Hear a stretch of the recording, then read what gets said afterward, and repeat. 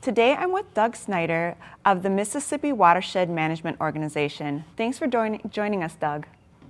Oh, thanks for having me, Brianna. It's always a pleasure to come on and share what our organization does and how we work with other members in the community to enhance the Mississippi River.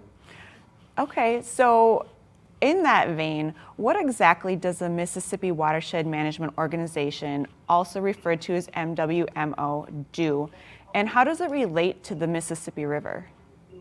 Sure. So the MWMO is a special unit of government, a local unit of government that was created by an act of the legislature in the mid-'80s called the Metropolitan Surface Water Management Act. And we're very narrowly charged with working on water quality, surface water quality, surface water quantity issues, so localized flooding, that kind of thing, and then habitat improvement. So we predominantly work with the member communities of the watershed that have signed on to the Joint Powers Agreement, and there's 8 of those.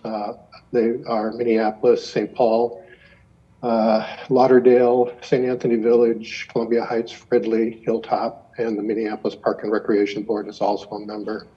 And so we work with those partners and other partners in the community to work on those water quality, water quantity, and habitat issues to areas that drain directly to the Mississippi River. Wow, that is a lot of groups coming together.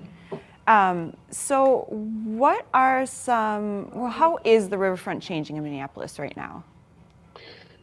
Well, it's actually been slowly changing over many, many years. So of course, when everybody knows about the milling district, and that was the common use along the edges of the river for a very long time, was timber milling, other kinds of industrial uses.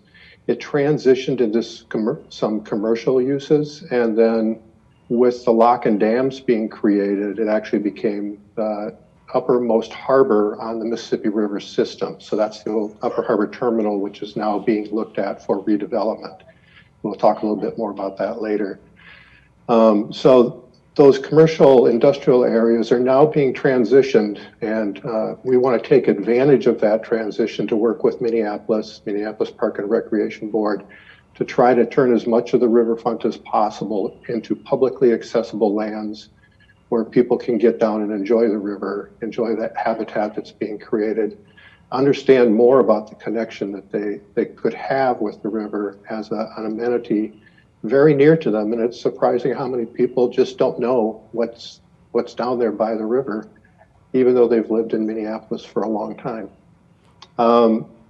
We have been working to change that commercial industrial riverfront into more of a park and habitat setting since I've been with the watershed almost 20 years now. Well, and I was just wondering, what are some examples of NWMO's projects that maybe have made a noticeable change on the riverfront?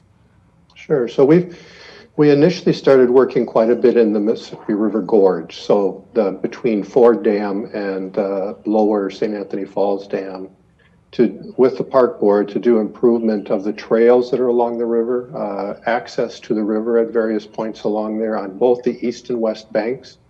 Along the Winchell Trail, making sure that those areas where the trails were actually safe to be on and they weren't eroding away. In the last number of years, we've really focused a lot of our work on the upper river. So from the central riverfront downtown area, north up to the Camden Bridge and beyond.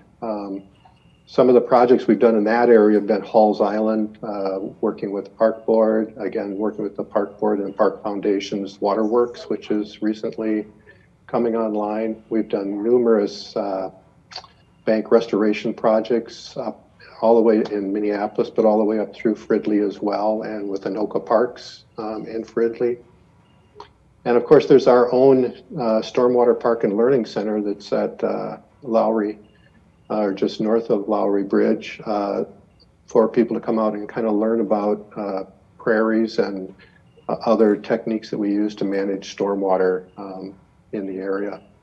And then finally, if it's it's kind of coming soon sort of thing, is that Upper Harbor Terminal project, where it's 50 acres right along the river, and we're trying to work with the city and the developer there and park board to really develop a kind of a place that will not only host people for living and working, but also for recreating and provide good habitat for the critters that live along the river themselves. Oh, that's great. The goals of your organization and also trying to connect people with the river while keeping it a great place for the wildlife as well. Thank you so much for coming on and sharing that with us, Doug.